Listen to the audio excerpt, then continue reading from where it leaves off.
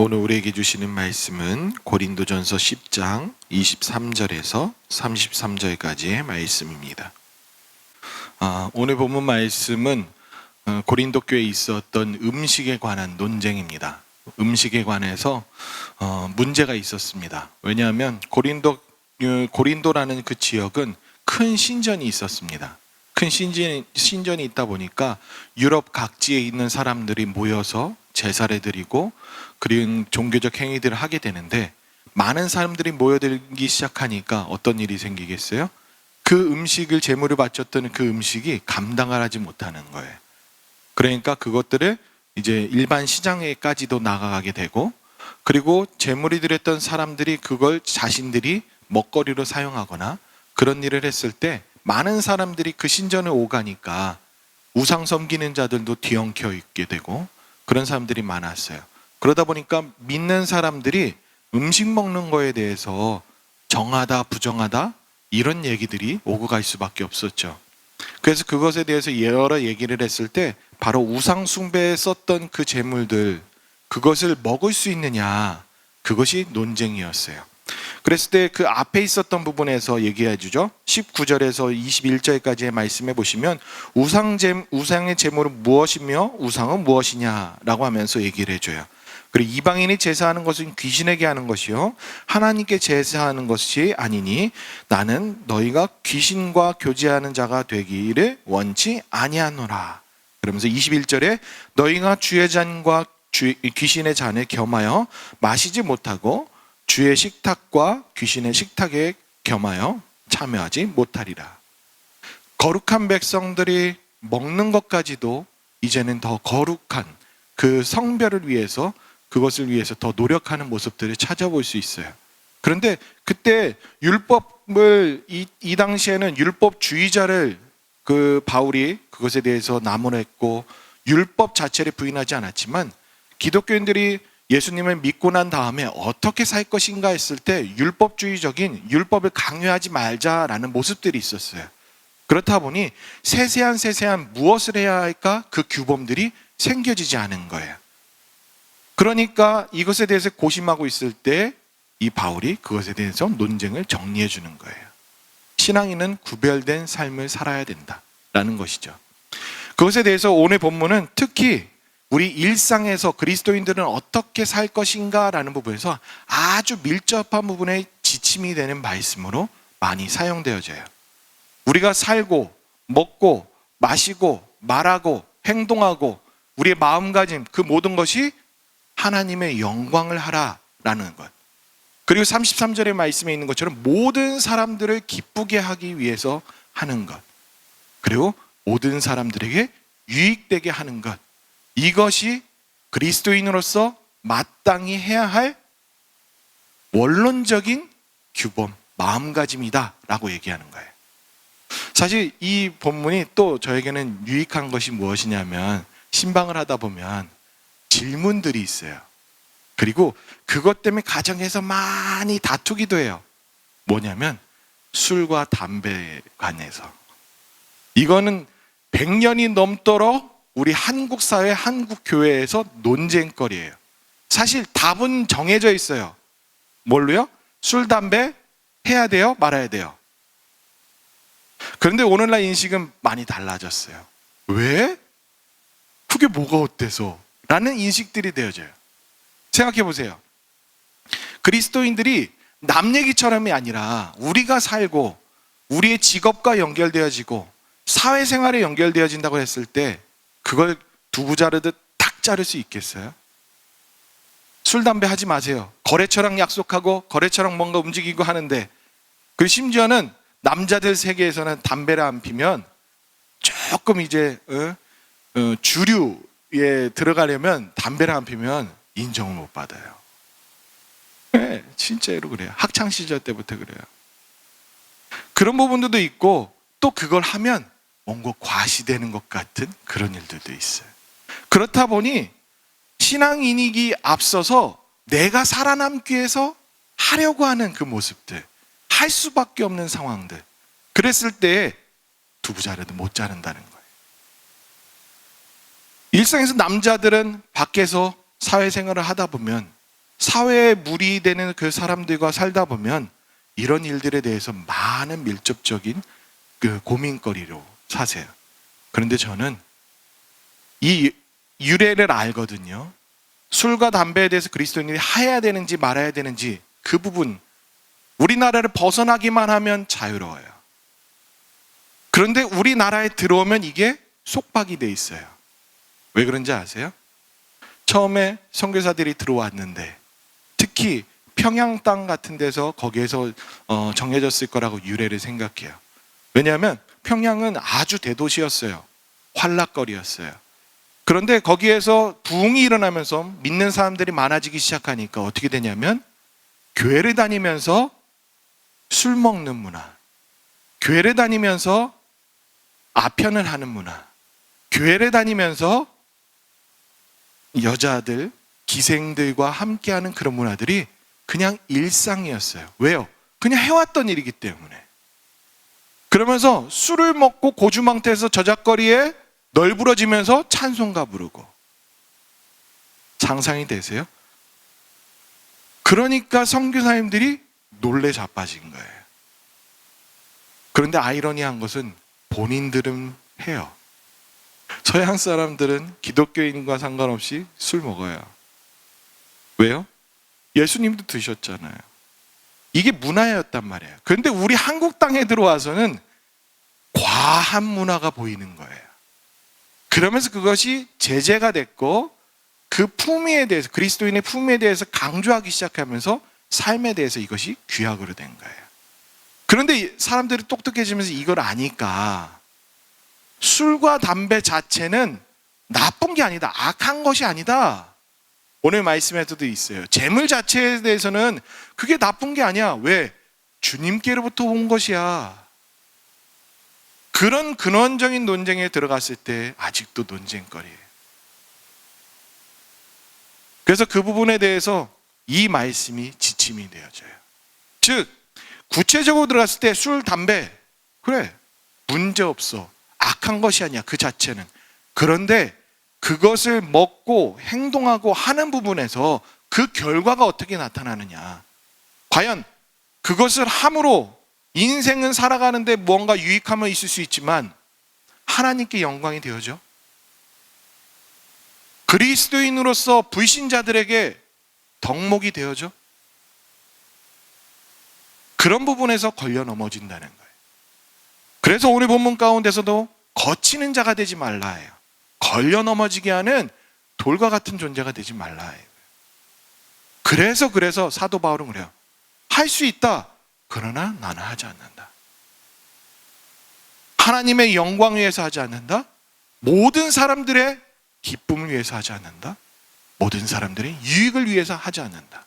거기에 가장 큰 근원은 뭐냐면 그리스도인 간의 관계에서도 그렇지만 믿지 않는 사람들, 그래서 구원받게 하기 위해서 그렇게 한다 라고 얘기해요. 이거는 구체적인 우리의 삶의 태도와 어떻게 살 것인가에 대한 그 여러 가지 경우의 수만큼 있을 만한 것의 중심적인 지침이에요. 그런데요, 조금 더 들어가 볼게요.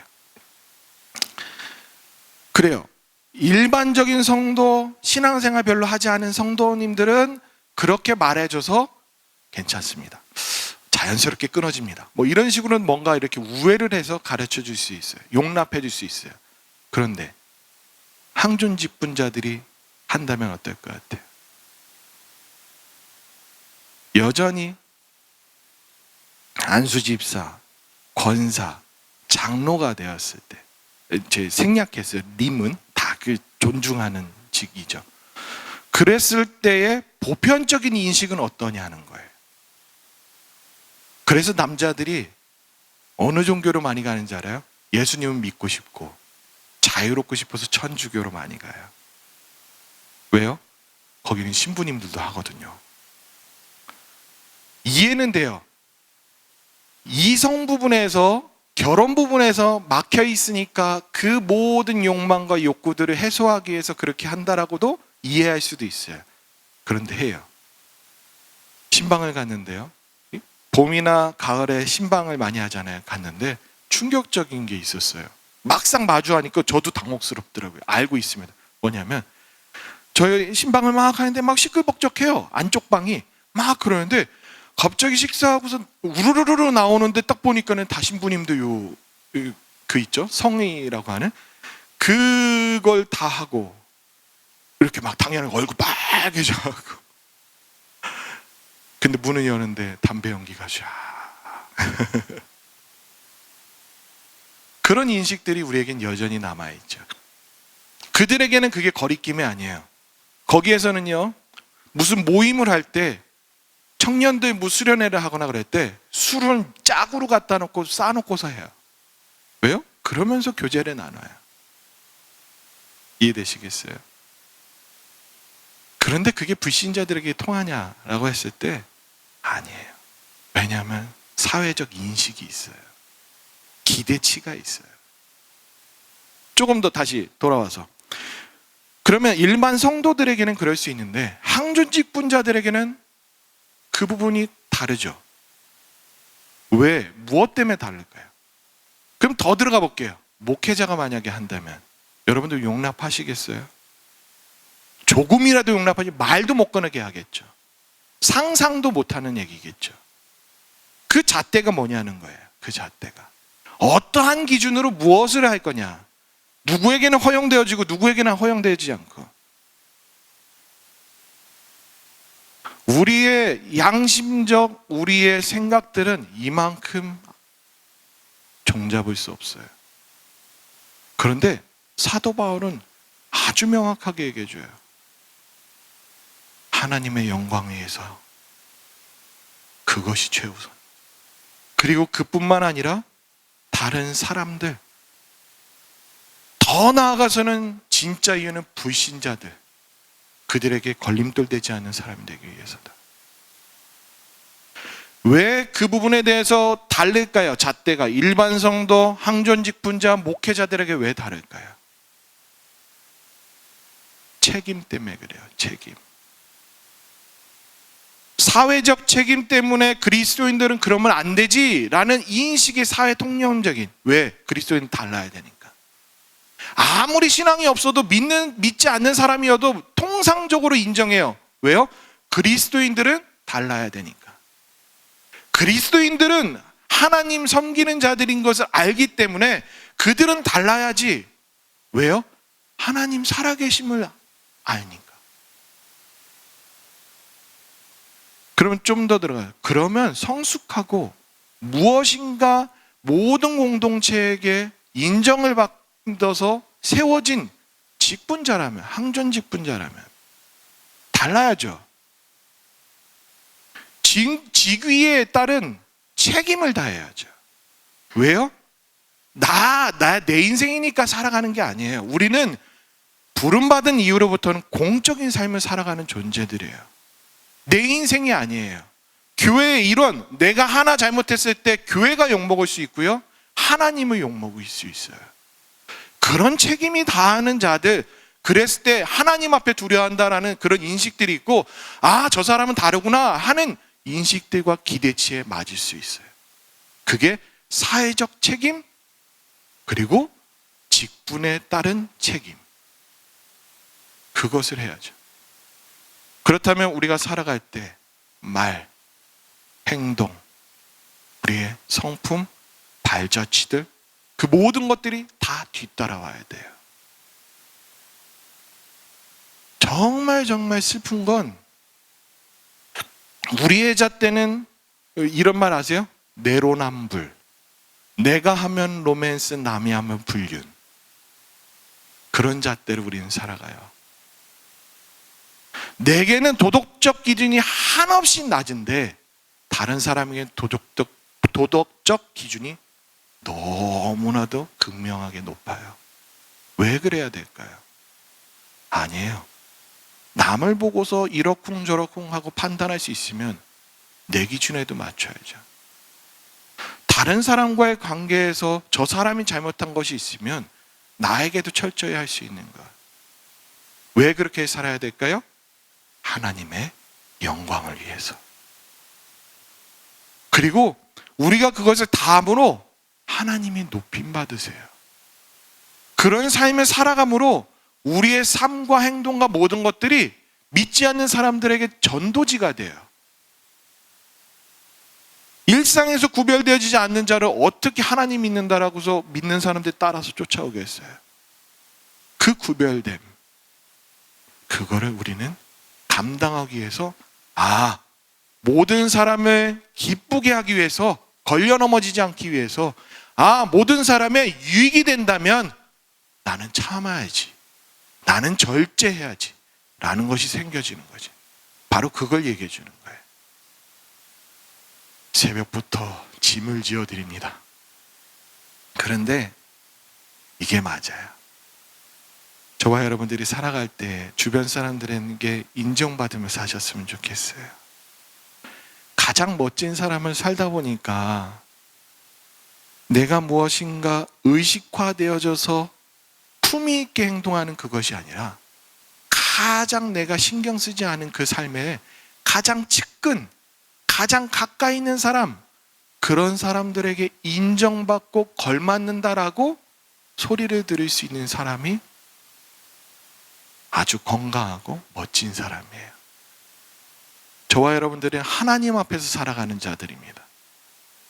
그걸 놓치시면 안 돼요. 코람데오. 그 마음으로 살아가신다면 우리는 얼마든지 노력해서가 아니라 삶에서 이런 삶이 묻어나올 거예요.